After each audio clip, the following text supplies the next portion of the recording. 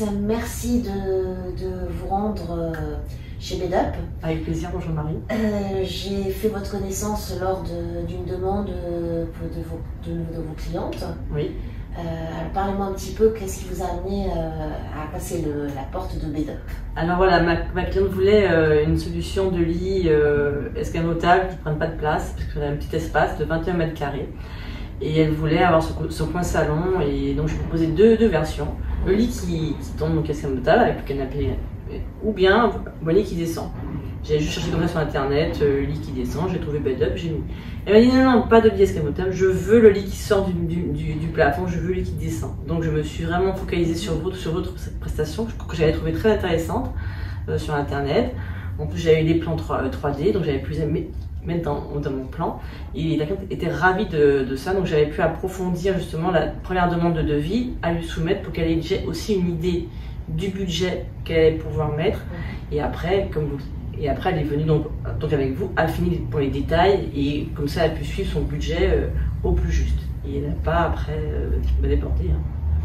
Non mais c'est vrai qu'elle a essayé de rester le plus possible pour son budget. Voilà. D'accord, très bien. Donc, et vous, en tant qu'architecte décorateur, vous avez découvert donc, par le biais de cette cliente, quels sont pour vous les points positifs, même négatifs, hein, pourquoi pas, en toute franchise, que vous avez trouvé à cette solution de gain de place pour les petits espaces? Alors moi, j'ai pas trouvé de points négatifs, j'ai trouvé des points positifs. Alors c'est vrai que j'ai un peu galéré pour trouver la hauteur de canapé, mais le canapé qu'elle m'a ramené tombait pile poil par rapport à la hauteur des pieds, et j'ai pas de point négatif. Je trouve que c'est une solution qui est très, très intéressante. Il faut juste, si c'est pas une fenêtre, avoir plutôt une baie coulissante, une porte-fenêtre à la française. C'est vrai qu'on ne pourra pas avoir les deux si on descend le lit, mais comme dans notre espace on avait les portes coulissantes, il n'y avait vraiment aucune objection pour le mur en béton, les fenêtres. Pour moi, j'ai pas trouvé j'ai rien trouvé à redire. Enfin, après, si on aime ce genre de lit un peu haut, avec les pieds en hauteur, au contraire, c'est parfait. Et puis, je trouve que c'est bien, parce qu'en dessous, on peut laisser la table basse, le coin salon, si on peut dire. Et on peut avoir sa chambre qui descend sans tout, justement, avec les lits escamotables ou les autres trucs. Le lit pour le canapé lit, d'ouvrir, de fermer, ce qui est plus contraignant. Là, c'est vraiment tout reste pareil, tout reste nickel. Et moi, ça m'a plu.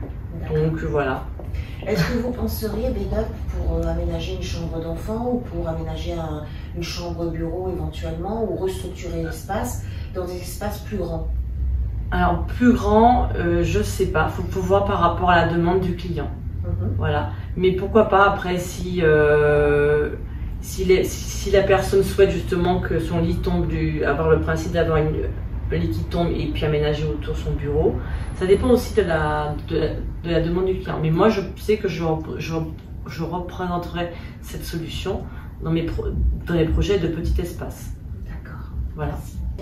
Béatrice, en tant qu'architecte décorateur d'intérieur, que pensez-vous de l'accompagnement qu'on peut faire aux professionnels que vous êtes à travers la marque Bedup?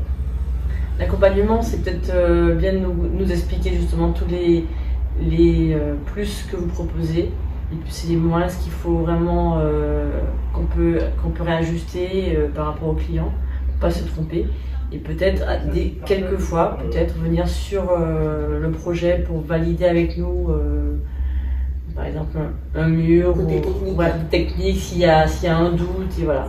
Mais après, je trouve qu'on a été quand même bien accompagné entre vous et votre service. J'ai eu quelqu'un d'autre au téléphone qui m'a aussi bien challengé pour savoir pour pas faire justement de faux pas. Donc, sur le plan technique. Oui, sur le plan technique et matériaux. Pourquoi dans le cadre du reportage de France 3, nous avoir choisi comme exemple ce studio, cet agencement en particulier? Parce que dans ce projet, tout était bien agencé, et pour la première fois, j'avais pu placer Bedup, que je trouvais innovant et qualitatif. Et j'avais envie de le montrer à mes consoeurs et aussi à d'autres personnes pour qu'ils aient l'idée de faire appel à vous et peut-être aussi à nous dans l'optimisation de leur espace, de leur futur projet. Voilà. Parlez-moi un petit peu du retour de votre cliente, peut-être. Alors ma cliente, elle était ravie du résultat, ravie de la hauteur des pieds du lit. Elle est ravie de ce choix, de son principe. Et j'ai pu rencontrer son papa qui est venu séjourner donc une semaine dans le studio. J'ai rencontré, donc je lui ai demandé son ressenti justement, comment il se sentait dans le studio et dans le lit. Et lui, il m'a dit il était très content, que c'était un très bon choix. Vraiment, l'ambiance était très bien et que sa fille était voilà. Il était très content, donc ça m'a fait plaisir parce que j'ai quand même accompagné sa fille dans tous les choix et ça ne faisait pas peur de dormir un peu en hauteur. Voilà. Vous parlez de son papa, mais est-ce que c'est un studio qui va être mis à la location, in fine, ou qui est destiné pour la famille Alors, apparemment, j'ai appris donc récemment qu'il va être mis en location. Parce qu'à un moment donné, la cliente avait hésité à le mettre en location ou pour la famille. Et je pense qu'elle va le mettre quand même en location. Alors après, peut-être quel genre de location, peut-être pas étudiante, mais peut-être un peu plus haut de gamme, parce qu'elle a quand même fait quelque chose de très, très sympathique. Donc, voilà, je pense mais apparemment, j'ai pu comprendre qu'elle voudrait le mettre à la location. D'accord. Voilà. Est-ce que ça vous paraît surprenant si je vous dis que dans le panel de ma clientèle, j'ai 50% d'investisseurs qui achètent des petits espaces et qui fait de la rénovation avec des bed-up pour justement rendre le bien plus séduisant et pour la location à court, moyen et long terme.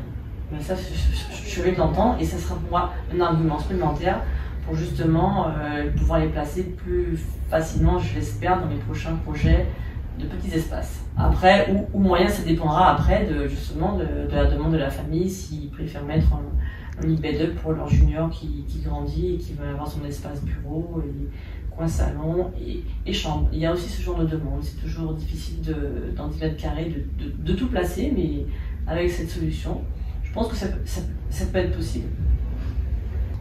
Vous, en tant que qualité d'architecte d'intérieur, qu'est-ce qui est le plus complexe pour vous quand on vous donne des petites surfaces à travailler? Et ben, c'est de pouvoir tout mettre dans un petit espace par rapport à une grande surface. Dans une grande surface, on arrive à mettre toutes les demandes des clients. Un petit espace, c'est déjà très difficile de faire rentrer le quotidien. Tel que l'aspirateur, le balai qui ne traîne pas à la poubelle, c'est vraiment des choses, ça ne doit pas être comme un champignon qui pousse. Bien sûr. Et moi j'aime bien que tout soit donc vraiment que tout soit rentré et caché et ne soit pas apparent. Donc vraiment c'est plus difficile pour un petit espace à aménager en conception qu'une grande surface. Parce qu'on a plusieurs possibilités. Mais voilà, mais après c'est le challenge et j'aime bien ce genre de challenge. J'aime bien faire plaisir aux clients. Donc vous m'avez parlé beaucoup de sur-mesure, donc vous travaillez beaucoup sur le sur-mesure dans ce type de projet. Et ben, ces 2 dernières années, ça a été les demandes. Des gens qui vivaient chez eux mais qui voulaient réagencer et donc ne pas déménager mais pouvoir réorganiser chez eux parce qu'il y avait trop de désordre et ils voulaient réorganiser par de la menuiserie sur mesure, des lits, de l'agencement. Et c'est vrai que ces 2 dernières années, j'ai fait beaucoup de sur-mesure. Si vous deviez résumer bed-up à 3 adjectifs ou 3 qualificatifs, quels seraient-ils? 3 ou même 4, hein. On peut être plus généreux. Alors sur-mesure pour moi, c'est la priorité, optimisation, rangement, et les 3, donc 4 peut-être. Je sais pas, esthétisme, voilà. Et fonctionnalité. Tout à fait, fonctionnalité, voilà. Je vous souffle un petit peu. C'est gentil, voilà. Merci infiniment, Béatrice. Avec plaisir, Marie, et merci pour votre accueil parce que vraiment j'ai été bien accompagnée et ma cliente a pu faire ses choix très rapidement. Merci à vous. Au prochain projet. Au prochain projet, voilà. Merci beaucoup. Merci.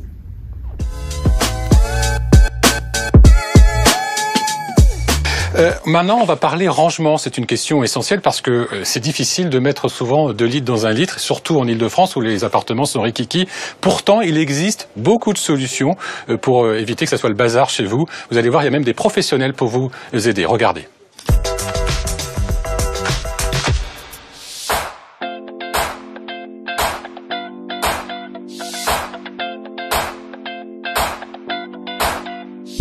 Un lit qui descend du plafond, des rangements nombreux et discrets, une cuisine et une salle de bain optimisées.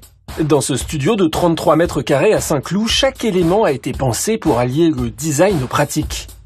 C'est le travail de Béatrice, architecte d'intérieur spécialisée dans la transformation des petits logements. C'est un petit espace, donc il n'y a pas 10 000 possibilités, mais j'essaie de concevoir un endroit où ce soit chaleureux, cosy, et on puisse y vivre et on puisse ranger sans qu'il y ait trop de désordre. Donc c'était vraiment de l'agencement sur mesure et par rapport à une demande spécifique. Cette optimisation a d'abord nécessité un réagencement et bien sûr de l'aménagement. Avec des meubles trop volumineux, un petit appartement peut très vite devenir étouffant.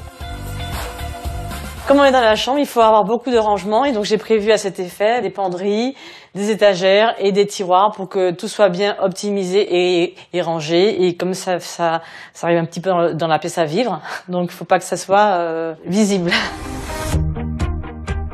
Un petit espace, c'est peut-être des fois plus compliqué à agencer qu'un grand espace. Parce qu'il faut dans un petit espace, tout est au millimètre près. Je commence à monter à la main.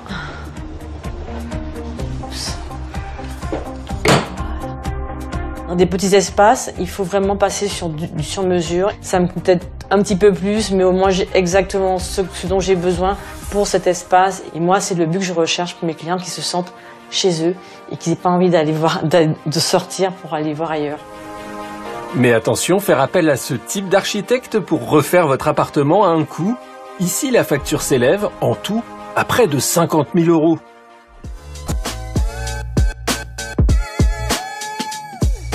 Tu veux jouer à la star? Allez, viens.